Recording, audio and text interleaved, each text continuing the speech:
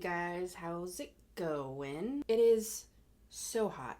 Sitting in my room, I am sweating to death. It's so hot. We're not using our central air because the heat is only supposed to last 2 days, and it's really not worth it for us to turn it on. But, ooh, it's hot today. So I figured instead of a standard tutorial, we do a little bit of a story time. I wanted to talk to you guys about my 3 most memorable art teachers throughout the years. High school edition, not college. One of the first art teachers I had in high school, the first art teacher I had in high school, terrible woman. The second, an angel who I attribute with giving me the courage to pursue art as a career and something that I wanted to do for me.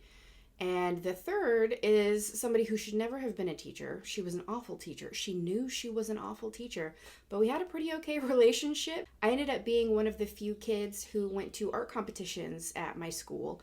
And so we ended up getting really close because it was just me, her, and 2 other people. And one of them dropped out. So I'm not going to name anybody other than the angel teacher, just in case. My 9th grade art teacher was awful. She regularly misplaced, destroyed, and threw away students' artwork. I think she tried really hard, but she came up with all these harebrained schemes to get kids excited about art. She set up some sort of competition where we all had to color in MTV logos. I'm aging myself quite a bit there. We had to color in MTV logos and said that there was some competition, and she was submitting all of these, MTV coloring pages essentially, and they were gonna pick somebody. So she decided to submit for our school to this competition. Come to find out, this competition does not exist. This was not a real thing. She did try and take them to some producer somewhere, and they were like, what are you talking about? This is not a thing. But instead of returning the students their artwork, she threw them in the trash and then told them, oh, I turned them in at MTV, they're going to look them over. We found out she threw them in the trash because another teacher confronted her about it in front of us, or in front of a couple of us. And so it spread like wildfire. They were basically like, why are you throwing away all this student work?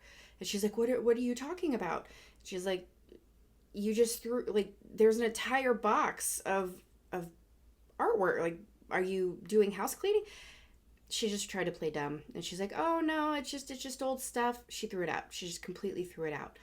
And this was kind of a reoccurring issue with this teacher. We did an art competition. I don't know what they're called here, there, wherever you are, but it's a high school art competition. And I submitted a large painting for this competition. Now, when I was working on this painting, it was kept in a separate room because people who were competing in the art competitions kept their work in a separate room to make sure it didn't get damaged or stolen, which was a common issue where I was in school for some reason. Although thinking back, it sounds like it was probably the teacher mishandling artwork now that I think about it. Wow, hindsight is 2020. Anyway, so the competition students kept their work in a separate room. Well, I came back a week before competition and looked at my artwork, and I was like, there's a huge smear and chunk pulled off the center. And I was like, what happened here? And she's like, oh my God, I'm so sorry. I was moving student artwork around and I set it on top. It must have gotten damaged. Don't worry about it. It's not a big deal. You can fix it. It was acrylic paint and it was dried solid. It's I painted over the hole, but there was still a lump in the center of an otherwise very smooth painting on board. It was a hard board. And so at competition, I was asked by the judges what happened here. And I said, oh, whenever I was storing it in the art storage room, my art teacher said she put artwork on top of it, not realizing it was wet, or somebody must have put artwork on it, not realizing it was wet, and it got damaged. Well, I placed, but not super high. I don't remember what it was. It was a long time ago. And she gave us all a talk as a class after the competition and talked about how some people needed to learn how to take personal responsibility, and gave me a pointed look and said, I have never damaged anyone's artwork. There must be some sort of misunderstanding.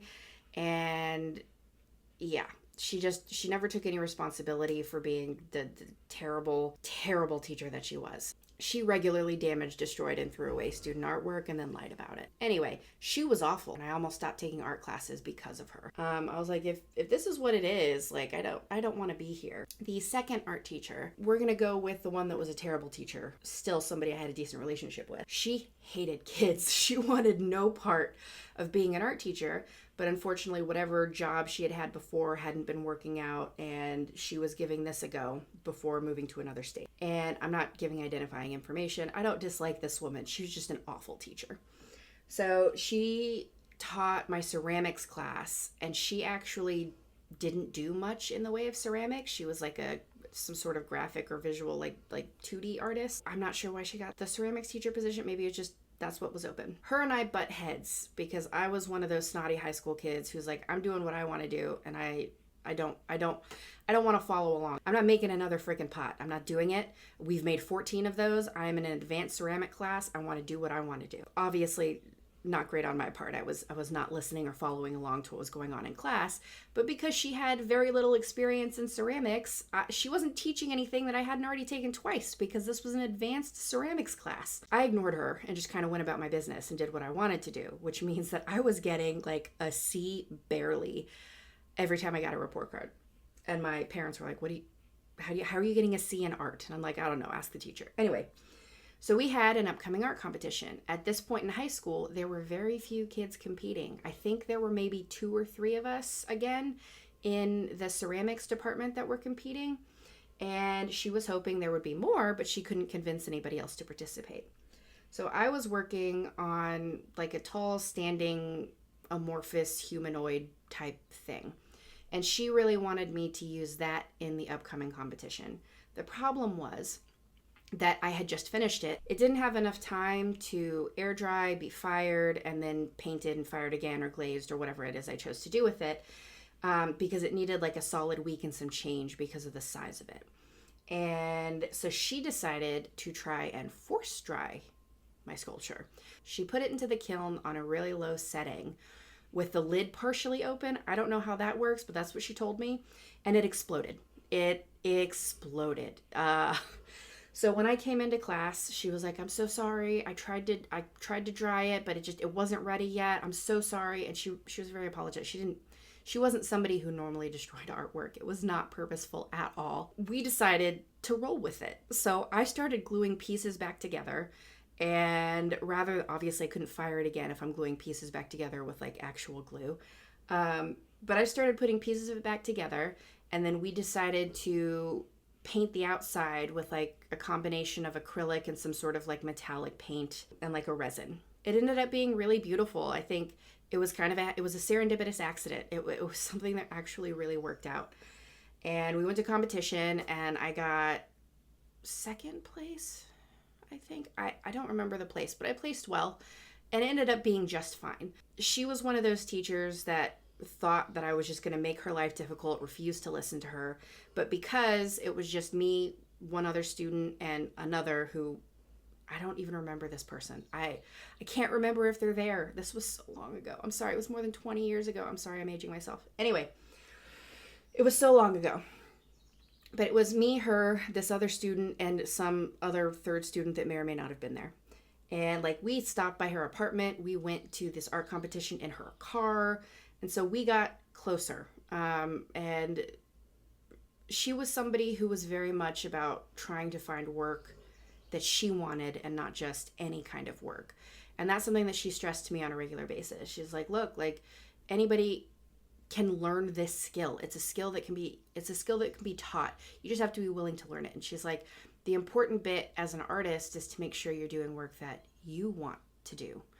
And that's something that I really took to heart. She's like, what makes you different from every other artist is your personal spin, your personality, your perspective. The work that you do that's unlike what anyone else does is what makes you an artist. I really appreciated that about her. She really was a terrible artist. She was anybody who was not super into art, she completely ignored. She was very flippant about. But there are things that she said and that really resonated with me. Finally, my favorite my favorite art teacher of all time. His name was Mr. Larkin. He was this lovely older gentleman. He felt very strongly that everybody was an artist. Everybody was an artist. They just had to give themselves a chance to be. And he's somebody who really encouraged you to do exactly what you wanted to do and be exactly who you are. So he taught some of the basic art classes. He was the art teacher that everybody had. He wasn't one of the advanced art teachers. For no other reason than he thought that the general class was the most important one, because that's how you get kids interested in art, is you give them a chance to try out a lot of different supplies. You give them a chance to really feel out who they are and what they want to make and who they want to be. I was working on something and he walked over. I had like a stack of comic books that I brought with me.